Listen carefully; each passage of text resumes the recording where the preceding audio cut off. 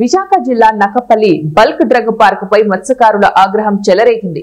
తమ జీవితాలను నాశనం చేసే ప్రాజెక్టుపై తీవ్రంగా ఎదిరించిన మత్స్యకారులు రోడ్డెక్కారు. రాజయ్యపేట చుట్టుపక్కల గ్రామాల నుంచి భారీ సంఖ్యలో మత్స్యకారులు, మహిళలు, యువత నక్కపల్లికి చేరి బల్క్ డ్రగ్ పార్క్ వెంటనే రద్దు చేయాలంటూ ఆగ్రహ నినాదాలతో జాతీయ రహదారిని దిగ్బంధించారు. 4 గంటల పాటు కొనసాగిన ఈ ఆందోళనలో 16వ నంబర్ జాతీయ రహదారి స్తంభించింది. పోలీసులు అడ్డుకునే ప్రయత్నం చేసినా మత్స్యకారులు వెనక్కి తగ్గలేదు. తమ హక్కుల కోసం పోరాడే ప్రజలను నిర్బంధాలు, ఆంక్షలతో అణచివేయాలనుకోవడం తగదంటూ ఆగ్రహం వ్యక్తం చేశారు. ఉమాదేవి చుట్టూరు కూడా ఆడమడిది కూడా చూడకంటే ఇంటి చుట్టూ పోలీసులు బంధించారు. వాళ్ళిద్దరిని విడుదల చేసే వరకు మేము ఈ ధర్నా ఇలా సాగితేనే ఉంటుంది. ఇంకా ఎక్కువ చేస్తాం. వాళ్ళిద్దరు విడుదల చేసిన తర్వాత మేము తగ్గుతాం. అదే మరి వాళ్ళు వచ్చే వరకు ఈ ధర్నా ఇలా సాగితేనే ఉంటుంది. వాళ్ళు విడిచిపెట్టిన తర్వాత వాళ్ళు మాకు న్యాయం చేయడానికి వచ్చిన వాళ్ళే వాళ్ళు అరెస్ట్ చేశారు కాబట్టి వాళ్ళ మీద ఎట్టి కేసులు కూడా తీయాలి. వాళ్ళు మాకు మాట్లాడేదాన్ని తెలియక మాకు ఏ బాబో ఏ తెల్లి వచ్చి సాయం చేస్తుంది. కానీ సాయం చేసిన వాళ్ళు కూడా వీళ్ళు బంధించేస్తారు.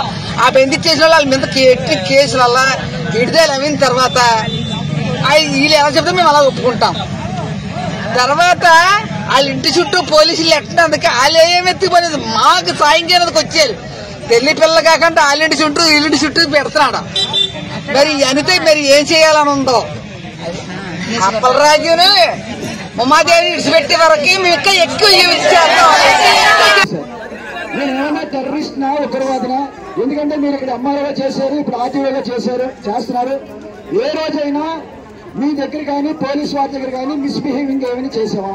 మిమ్మల్ని తిట్టడం కానీ కొట్టడం కానీ పోలీసు వారిని కానీ ఎవరైనా నేనేమో ఉగ్రవాదులువా? గత 8 రోజులుగా ఇంటి దగ్గర ఎందుకు పోలీసులు పెట్టాలి? మా ఇంటి దగ్గర కాదు, ఇవాళ వేశ్వరామకృష్ణ గారిని అరెస్ట్ చేశారు, సేర నరసింహ గారిని అరెస్ట్ చేశారు. అలాగే డాక్టర్ ఉమాదేవి గారు, ఆమె కూడా బాధితురాలు. గుర్రాజ్పేట కూడా ఈ బల్క్ డ్రగ్స్ పార్క్ లో ఎఫెక్ట్ అవుతుంది, ఆమె ఒక బాధితురాలు. మద్దతు ఇస్తుందని చెప్పి ఆవిడ ఇంటి దగ్గర పోలీసులు పెట్టారు. అలాగే ఇవాళ మద్దతు ఇవ్వడానికి వస్తున్నటువంటి రామచంద్ర యాదవ్ గారిని మన రాజమండ్రిలో, ఇవాళ విశాఖపట్నంలో నిర్బంధించారు. కాబట్టి అలాగే సిపిఐ రామకృష్ణ గారు రాష్ట్ర కార్యదర్శి, ఆయన వస్తే ఆయన రానివ్వలేదు. ఇప్పుడు మన ప్రజాస్వామ్యంలో ఉన్నామా లేదంటే ఏ రాజ్యంలో ఉన్నామనేది మీరు చెప్పాలి. దీంతో పాటుగా మహిళా పోలీసులు లేకుండా నక్కపల్లి ఎస్ఐ చంద్రబాబు గారు, అడ్డండి సిఐ రామకృష్ణ గారు మహిళల మీద దౌర్జన్యం చేసి మేము అనేక పర్యాయాలు చంద్రబాబు గారి గురించి డిఎస్పీ గారు కూడా చెప్పాం, అయినా కూడా చర్య తీసుకోలేదు. కాబట్టి మేము స్పష్టంగా చెప్తున్నాం సార్, బల్క్ డ్రగ్స్ పార్క్ రద్దు చేస్తామని చెప్పి ఆ రోజు మీ సమక్షంలో హోంమంత్రి గారు మాట చెప్పారు సార్, పనులు మొత్తం ఆపేస్తామని చెప్పి. కానీ పనులు కూడా చేస్తున్నారు.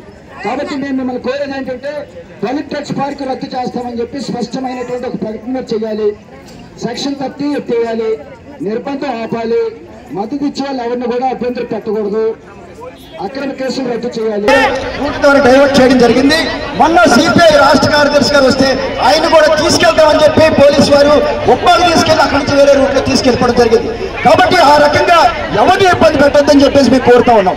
రెండోది 29వ తేదీన హోంమంత్రి గారు వచ్చినప్పుడు చాలా స్పష్టంగా చెప్పారమ్మా, ఇక్కడ బల్క్ డ్రగ్స్ పనులన్నీ కూడా ఆపిస్తామని.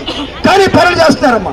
కాబట్టి మేము కోరేది ఏంటంటే బల్క్ డ్రగ్స్ రద్దు చేయాలి, పనులన్నీ కూడా నిలుపుదల చేయాలని చెప్పేసి కోరుతున్నామమ్మా. దీంతో పాటుగా మేము పోలీసు వారికి పర్మిషన్ పెట్టాము. ఆగస్టు 14వ తేదీని పర్మిషన్ ఇవ్వలేదు. 35వ తేదీనమ్మో రిజెక్ట్ చేస్తూ లెటర్ ఇచ్చారు. మేము టెంట్ వేసుకున్నాం, టెంట్ మీదకి కారు ఎక్కించారు. సరే పోలీసు వారు పర్మిషన్ లేదు కాబట్టి వాళ్ళు ఏదో చేశారని చెప్పేసి మేము ఏమీ అనుకోలేదు. ఎండలో మండు టెండలో గొడుగులు వేసుకొని ధర్నాలు చేసామమ్మా. ఎండలో వారిలో చివరికి ఎస్పీ గారు స్పందించి మానవత్వంతో స్పందించి మమ్మల్ని ఏదో చేసుకోవడానికి తమరు అవకాశం కల్పించారు. ఆ రకంగానే శాంతియుతంగా కార్యక్రమం చేస్తున్నాం. కాబట్టి పెట్టినటువంటి కేసులన్నీ కూడా రద్దు చేయాలని చెప్పేసి కోరుతున్నాం అమ్మా. అదొకటి. రెండోది ఫైనల్ గా ఇక్కడ నక్కపల్లి ఎస్ఐ గారు ఉన్నారమ్మా. ఆయన చాలా దురుసుగా, చాలా దారుణంగా మహిళల మీద దాడి చేసి మగవాళ్ళని కొట్టి ఇవాళ సిఐ అడ్డండి సిఐ రామకృష్ణ గారు కూడా ఒక పోలీస్